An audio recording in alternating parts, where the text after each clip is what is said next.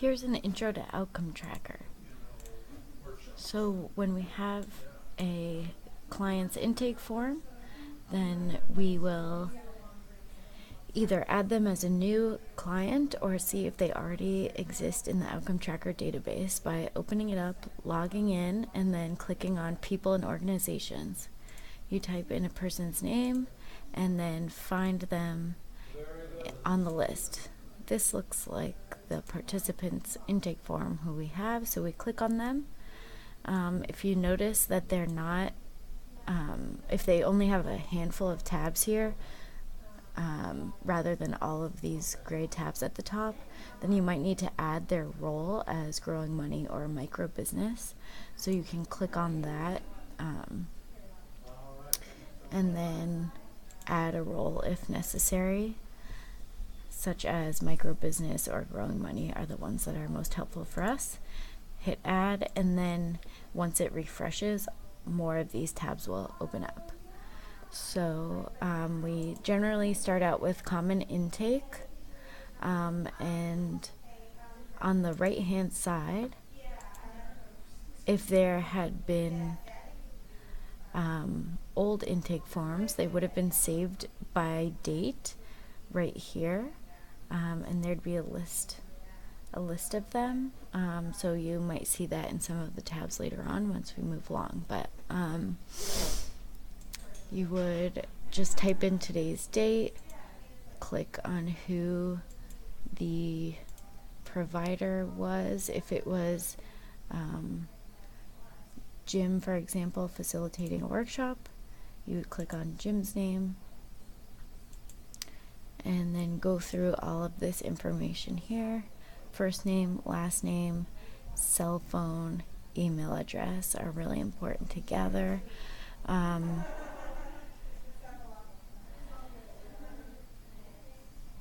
So you can just add all of these things and always remember to hit save. If you navigate away from the page without hitting save, a pop-up like that message might come up and say, are you sure you want to leave the page without saving it? Which is helpful, but try to remember to follow and hit save as you go through. So when we move over to another tab,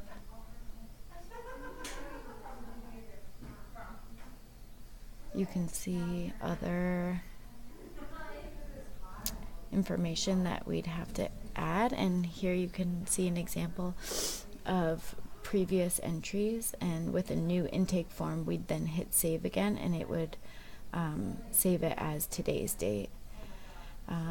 So when you're adding someone's household income information, you want to check, be sure to check if they are currently receiving 3 squares,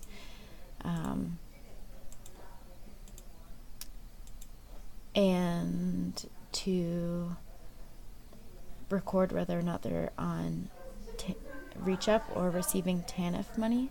That would be down here in the household source of income and amount. And so here you would just type in an amount. Sometimes on intake forms, people indicate employment, but they don't specify the amount of money. So you can click on this and just not fill it in. Rather than typing in 0, you would probably just click yes and then save down at the bottom.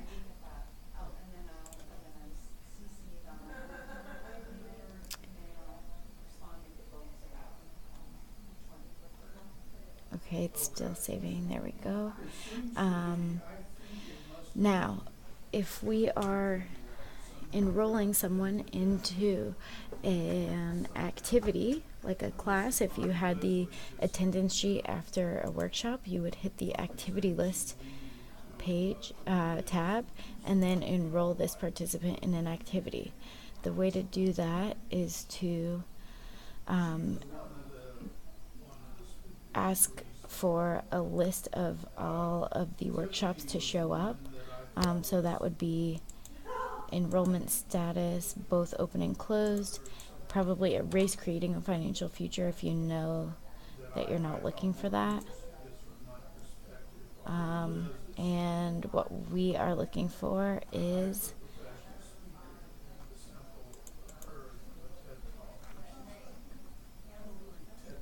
let's see.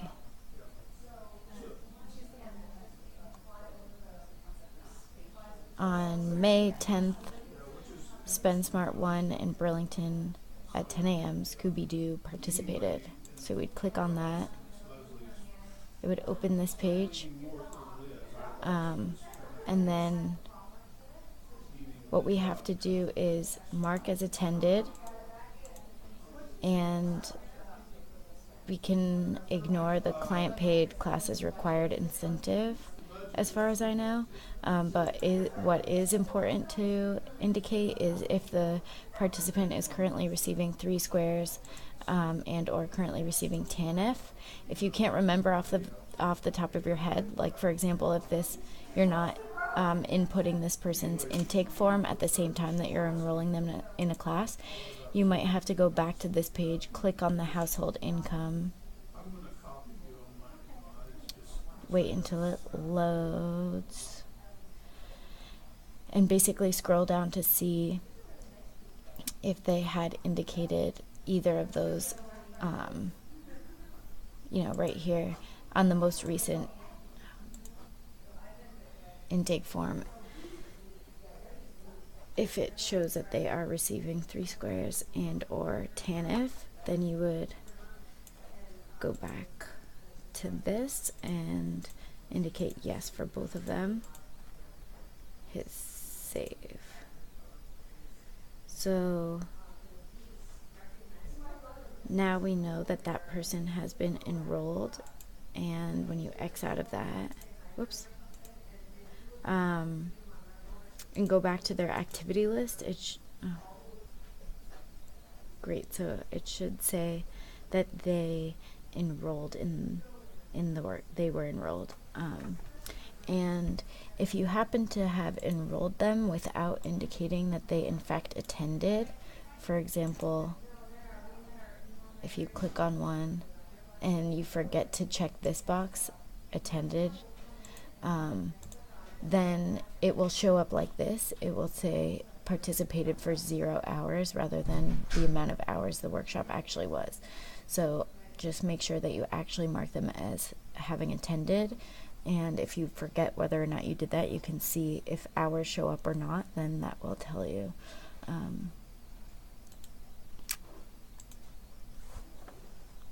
Great.